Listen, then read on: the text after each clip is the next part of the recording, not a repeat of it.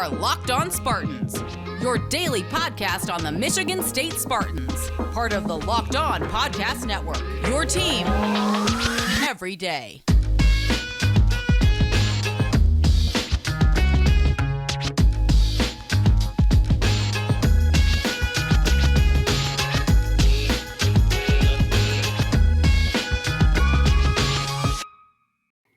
My favorite people in the world, yes, you wonderful listeners of Locked On Spartans, how on earth are you all doing today? Happy Tuesday. Thank you so much for kicking off your day with Locked On Spartans, your team every single day, except tomorrow. No show tomorrow, just want to get that out of the way really quick. I'm going to be traveling all day, so unless there's like major breaking news happening tomorrow, I'm sorry, but this week it's your team almost every single weekday, unless like crazy breaking news happens and we have to talk about it, like Izzo takes the Red Wings job, or like Mel Tucker takes the Los Angeles Lakers job, something crazy like that. But yes, hey, your team every single day. On yesterday's show, we recapped everything about the NFL draft that went down. Really fun episode there, talking about the new homes for all of our Michigan State Spartans.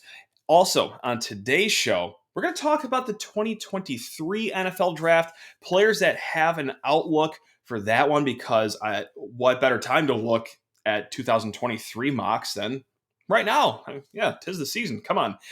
But before any of that, we got some MSU basketball updates that we just want to go through really quick. And then at the end of the show, that's right, since it's the off season, the second round of Trivia Tuesday is at the very end. But before we get to any of that, you already know what's coming next.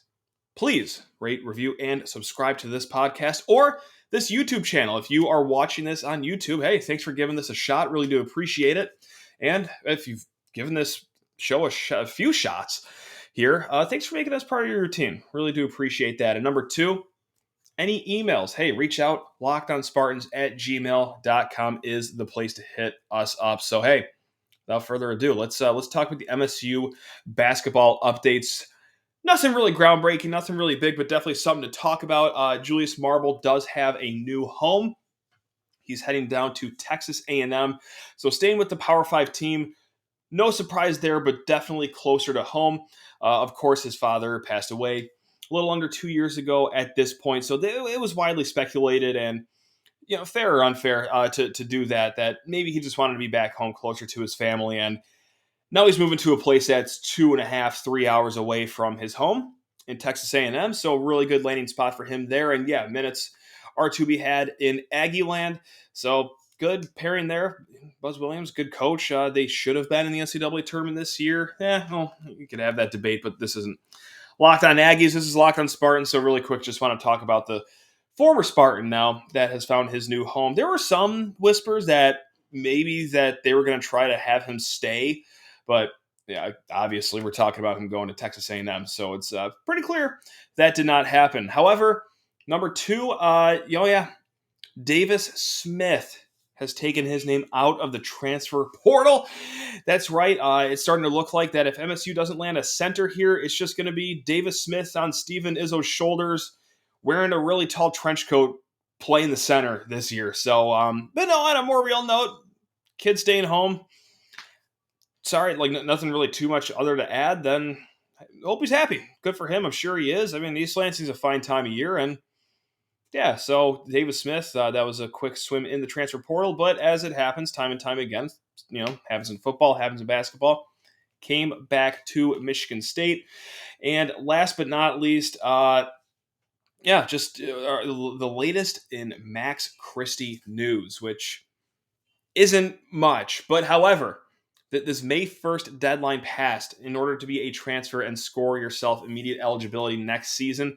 That was on May 1st. So now that the two options for Max Christie, stay in the NBA draft or come back to Michigan State, of course, the offseason, the message board whispers that, he's looking to transfer if he does come back to college. But no, that ended up not having any legs to it. So it's either, NBA draft, he's going to stick with it, or he's going to come back to Michigan State. Or I guess he could transfer somewhere else, but sit out a year. I don't foresee that happening. But anyway, this is the timeline for Max Christie now. We got the NBA Combine coming up May 16th through the 22nd. I believe last year there was like 60 or 70 guys that got the invite to this combine.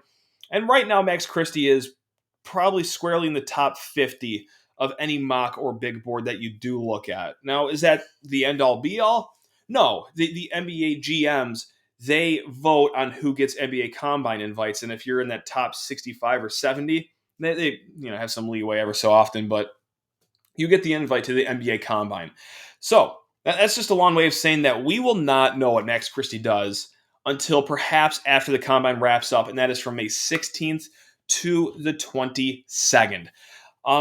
With that said, that means attrition season's over for Michigan State. Now, of course, they could pluck some players out of the portal, so the roster shakeup isn't all done, but kids leaving are all gone. Of course, you got Marcus Bingham, Gabe Brown. Okay, those are two guys that did not want to use their COVID year. But Joey Hauser, he comes back. Okay, that's pretty nice. Max Christie, we're still kind of waiting on. As far as we know, it's looking like that we will be saying goodbye to him. From what I've heard, it's like a 75 to 85% chance. But then again, I keep saying this every time I bring this up. You know how fast things can change in the world of college sports. So, yeah, just because it's probably most likely yes today it's just most likely. It's not a definite saying, no doubt about that. But also, too, like, I feel like MSU really didn't do too bad as far as losing players go. I mean, especially if you fly around the conference, it's hard to just look at your own team. Sometimes you got to look, at your next door neighbor, see what's going on over there. Like Purdue, they lost everyone not named Zach Edey, seemingly. So yeah, they took a big blow. Illinois lost Kofi Coburn, but yes, they have reloaded nicely so far this offseason with Terrence Shannon from Texas Tech transferring up there. Northwestern just lost Ryan Yunn to Duke. OSU got hit. They lose E.J. Liddell, Malachi Branham. And Michigan is kind of TBD. Like, yeah, Hunter Dickinson comes back, but I think they just lost their point guard, whose name I'm blanking on, and Musa Diabate, Caleb Houston. Who knows if they're going to stay in the draft? So that's the TBD right there. But, yeah, everywhere around the Big Ten, it's just become more and more clear that next year might be a tad of a down year for the conference. So, with that said, hey, I'll try to put on my rainbow sunshine happy suit on right now. Maybe if MSU even doesn't get a 5, like a lot of us, myself included, want, maybe they could still be one of those top dogs in the Big Ten next year just because of how downgraded it's going to be. It'll be fine. It'll be good. Don't get me wrong. Like, I'm not saying that they're all of a sudden like the Big Sky Conference or anything like that, but it'll be, I think, a far cry from what it was last year. And with MSU's front court that you do have, the players that are already set in place, and this isn't even including Max Christie. If he wants to come back, that's even better. But right now, with the wing players, the guard play, you feel okay about Michigan State in this conference that is a little watered down, at least in my opinion. But with that said, yeah, we would love to see them go out, get some transfers. And actually, Zachary Ott, that's right, Zachary, he emails us at lockedonspartans@gmail.com, and he threw a name out that perhaps he would want to see at Michigan State. Maybe I shouldn't, put words in his mouth, but he writes, with the news of Jamarion Sharp entering the transfer portal out of Western Kentucky, what would be our chances at landing him as our center next year? Now, that's your first time ever hearing the name Jamarion Sharp. Well, look out your window. You can actually probably see him. This kid comes in at a smooth 7 feet 5 inches. Oh, yeah, that's right. That's a lot of man coming at you. And yeah, you talk about shoring up a center issue. How is someone that's 7'5" getting plugged in right there? However, kind of gets eaten alive on pick and roll defense.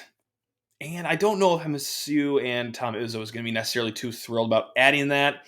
And if that doesn't kill the staff, I think his 39% free throw percentage would kill the staff. Listen, he's a fine player. He does everything that you want a tall guy to do, but also here's the other unfortunate thing is, listen, Izzo ain't reaching out to a lot of these people. And the only transfer that's really gotten a lot of traction, yes, we talked about Jalen Bridges, the guy from Western Virginia early on in the cycle.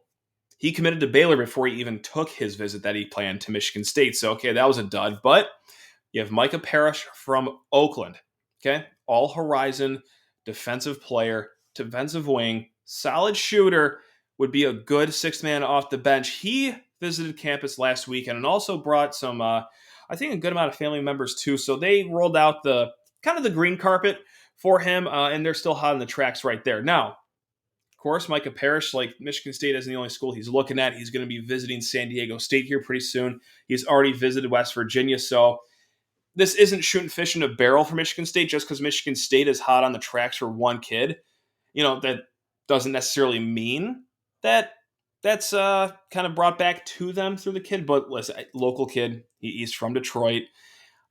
I think we can all know the difference between a place like Michigan State and West Virginia or San Diego State. But hey, maybe the kid wants some more minutes. Maybe that's why he goes out west. But depends. For everything I've heard, the visit went fine. At Justin Thin of 24/7 Sports, he even lofted a crystal ball prediction up for him to transfer to Michigan State. But yeah, it's still nothing official yet. He will take another visit. So hopefully the San Diego State visit doesn't go too well. And he thinks, yeah, hey, East Lansing. All right, that's my next home. No doubt about it. So that'd be a fun transfer.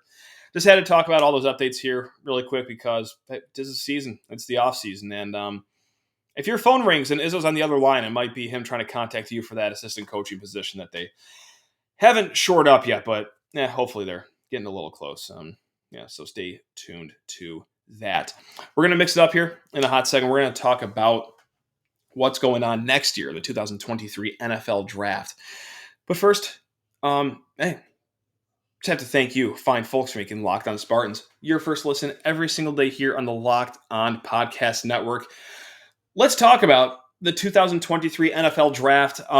Really good year for Michigan State this year, right?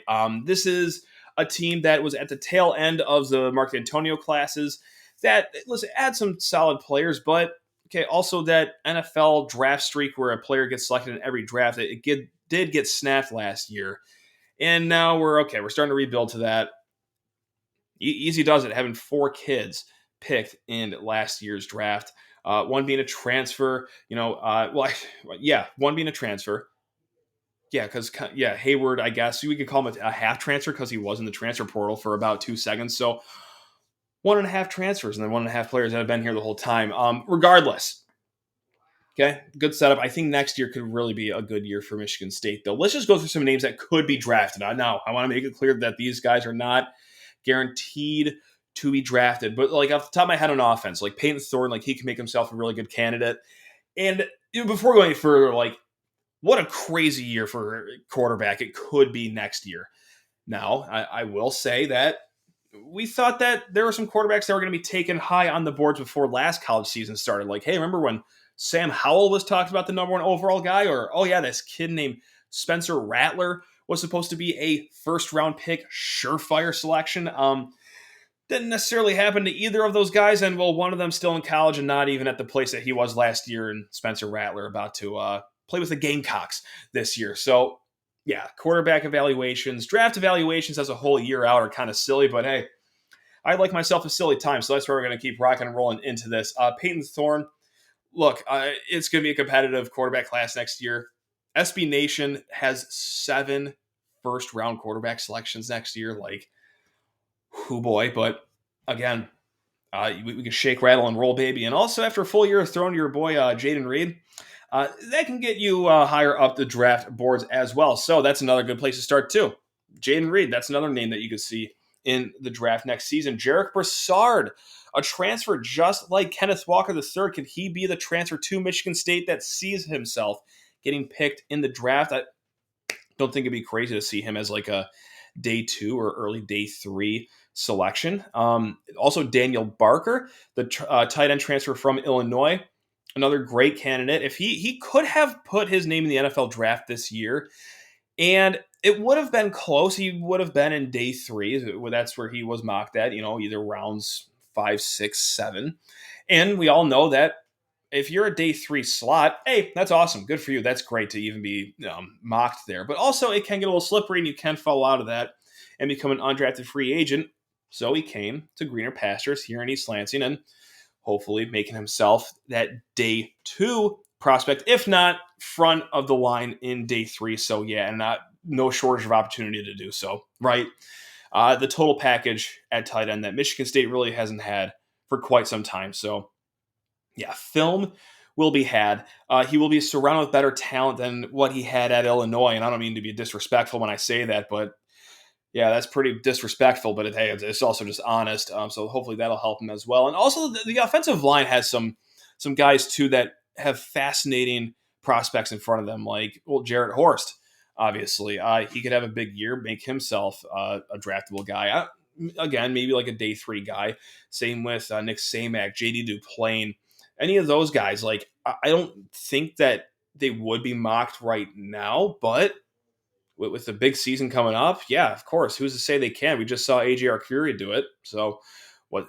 Yeah, I'm feeling hot about the offensive line. Now on the defensive side of the ball, okay, just everywhere, right? I mean, Chris Bogle, yeah, the transfer tight end from Florida. Aaron Brule, the linebacker transfer from Mississippi State, who actually went into last year. Before the season, there was draft chatter around him that he could be like a round 2 or a round 3 kind of guy. But didn't really have the year he wanted to last year. Comes up to East Lansing, trying to refresh his draft prospects, give himself a good year of film heading into the draft. So he's got a little bit of that pedigree that people were talking about before last season started down in Starkville for him. Maybe there's a switch flipped this year. That's definitely what the staff is betting on. Listen, they didn't bring him up here for kicks and giggles, right? No, like they know that this guy's a good player, and they have the coaching staff that could also make him a good player. Same with Jacoby Windman. Although it's already pretty clear that, yeah, this cat can play some football. Very athletic linebacker, good in pass coverage, great tackler. I think he ranked in the top 10, if not top 15 of tackles in college football last year. So, yeah.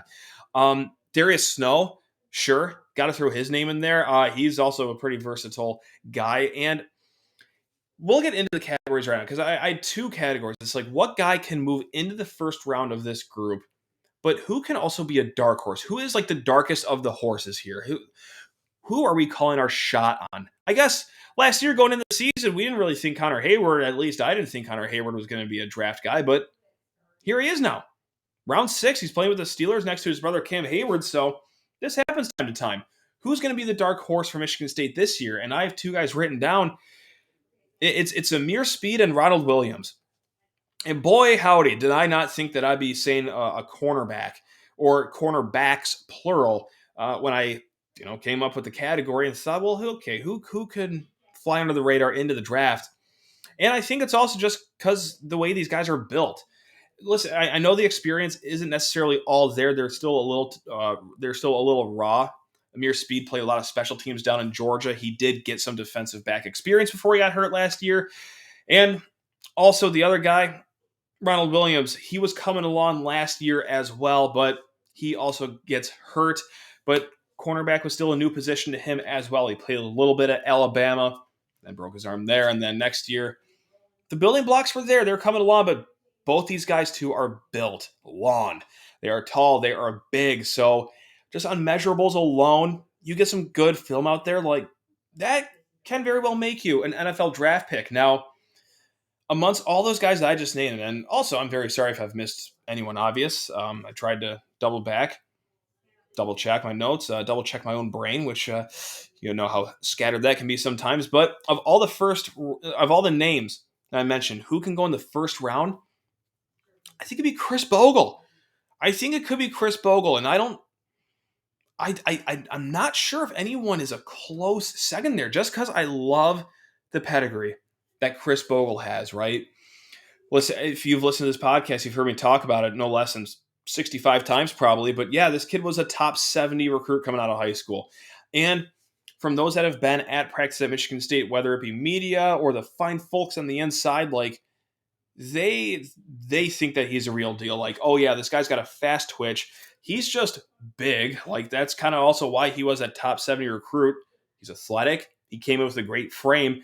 And now with Brandon Jordan as his defensive end coach, Marco Coleman, defensive line coach, like you get those 2 guys cooking in the lab with Chris Bogle. Like I wouldn't be shocked if this guy racks up like a gaggle of sacks this year and really puts himself in the top 32 picks. I mean, hey, he's got the pedigree. He has the coaching now. Can he put the film out there and have the season that he wants to in East Lansing to get him not just in the draft, Not just in day 2, but how about day 1 right in the first round? So that's probably, if I had to guess who has the best shot, it's Chris Bogle. So I'd place a wager on that. And speaking of wager, you like that transition? That's right. Got to talk to you fine folks about betonline.net. Woo! It's the most fantastic time of the year. We got NHL playoffs, got NBA playoffs, the start of MLB season, PGA golf season is ripping and roaring, and we also got some Kentucky Derby odds. That is right. Go place a fine wager on Epicenter. Why don't you? So that's right. Gang, it's just the best website of all time. BetOnline.net is your number one source for all your betting stats and sports info. Find all the latest sports developments, league reviews, and news, including this year's basketball playoffs and start of the Major League Baseball season. Like I said, at BetOnline, because it's your continued source for all your sports wagering information, from live betting to playoffs, esports, and more. Head to the website today. Use your mobile device. Learn more about the trends in action. Oh yeah, that's at BetOnline, and it's where the game starts. It's Tuesday. It's not just Tuesday, actually. It's Trivia Tuesday, ladies and gentlemen. So what we're going to do here, I'm going to give you 8 questions. We did this last week, too. If you want to go back to last Tuesday's episode and get yourself 8 more questions if you missed that episode. And they're going to be, I hope, moderate difficulty. I'm not trying to make these impossible questions like how many points did Scott Skiles put up against Purdue in his second ever game. Hopefully these are all relevant to you or big enough historical figures. If the question begs for that you might be able to give an educated guess, because what fun is trivia if you never get anything right? But also, on the contrary, what fun is trivia if you get every single question right? So just 8 questions. Let us know how you do in the YouTube comments, whether you bang out a perfect 8 for 8, whether you go 1 for 8, if you think it's too hard, too easy. Let me know. We're also locked on Spartans@gmail.com if you want to yell at me about the difficulty of these questions or what have you. So without further ado, I'm going to read them all off, 1 through 8, and then we'll do the answers after. Okay.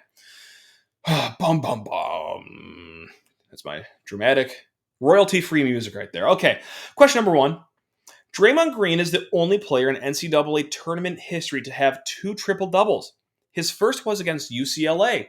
The second was against who?